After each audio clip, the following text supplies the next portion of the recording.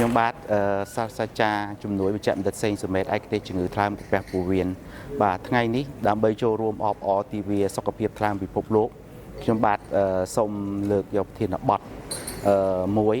គឺជំងឺថ្លើមពាក់ព័ន្ធជាមួយនឹងអាល់កុលបាទយើងឃើញថាបច្ចុប្បន្ននេះការទទួលទានគ្រឿងស្រវឹងនៅលើពិភពលោកមានការកើនឡើងជាហេតុធ្វើឲ្យមានជំងឺពពួកក្រុមជំងឺថ្លើមដែលពាក់ព័ន្ធជាមួយនឹងអាល់កុលមានការកើនឡើងគួរឲ្យកត់សម្គាល់យើងទាំងអស់គ្នាបានដឹងហើយថាថ្លើមមានតួនាទីនិងមុខងារយ៉ាងសំខាន់ជាង500មុខក្នុងនោះមុខងារសំខាន់មួយទៀតគឺបំលែងបាទនឹងដកជាតិពុលរបស់អាល់កុលមិនឲ្យប៉ះពាល់ទៅដល់សរីរាង្គសារពាង្គកាយនិងសុខភាពរបស់យើងបាទអញ្ចឹងនៅពេលណាដែលយើងប្រើប្រាស់ឬក៏ទទួលទាននៅគ្រឿងស្រវឹងហួសកម្រិតនិងបរិមាណវាធ្វើឲ្យមានការខូចខាតនៃកោសិកាថ្លើមរលាកថ្លើមដោយសារ